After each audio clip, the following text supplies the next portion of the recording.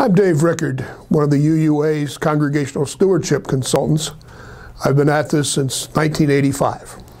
And I'm Mark Ewert. I'm also a Congregational Stewardship Consultant.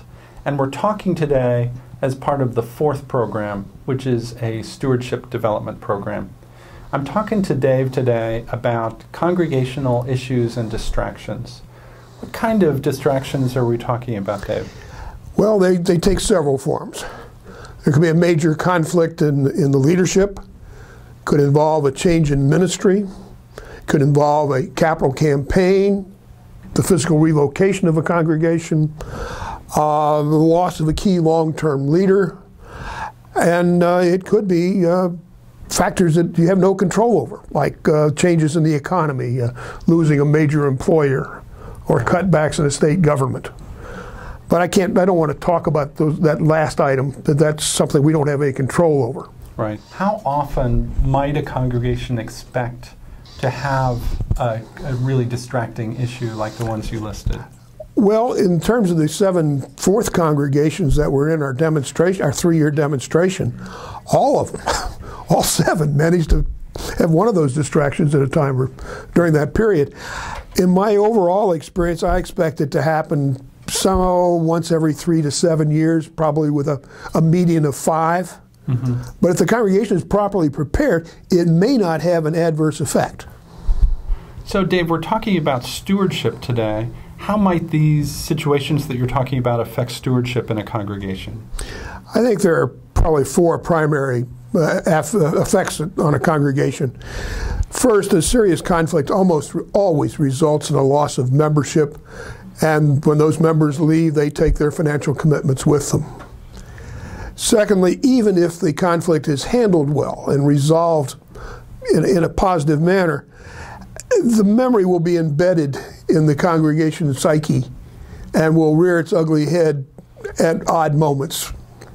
Third, there will be some members and friends who seek to penalize the people they think responsible for the conflict by withdrawing their financial support and or their willingness to take on jobs in the church, just to volunteer. Finally, a capital campaign, because it absorbs so much cash flow from so many members, has a tendency to keep the financial commitment to the annual budget drive at a stable level throughout the period in which those the capital pledges are being paid off. Mm-hmm. So, what would you say the congregations that experience these conflicts that you've worked with learned? Well, the ones that learned something positive, I think, came in three key learnings. Number one, you need to have a conflict resolution process in place before something happens. You can't create it when you've got it, when you're sitting there looking at the beast. Mm-hmm. Secondly, you need to have in place a method for setting goals for your professional staff and evaluating their performance. Mm-hmm. The third thing from my standpoint, you got to have a lay leadership development plan, a succession plan, so that when something does happen, you've got somebody who's ready to step in. Mm-hmm. That makes sense. And as a consultant who's worked with a lot of these congregations, what have you learned as ways to help congregations with these conflicts? Well, first off, you got to invest in your leadership, in the training of your lay and professional leaders, so that they will tackle the distraction straight on and not let it grow and fester. Secondly, you need to have a strong covenant, a written covenant that's the congregation is reminded of why we are together and what we stand for, so we can deal directly and openly and honestly when the conflict comes up. Mm-hmm. As I said earlier, a good conflict resolution process to give you a forum in which to address the conflict that occurs. Fourth, you need a vibrant and current mission and vision statement with a strategic plan that maps out how you're going to get from here to there.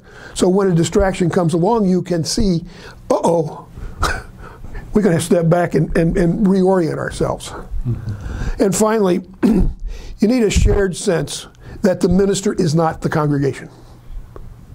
This is not the result of her or him and what she or he did not cause this to happen. Mm-hmm. And you can't lay it all, it's always a shared responsibility. Okay. Great. That's very helpful. Thank you, Dave.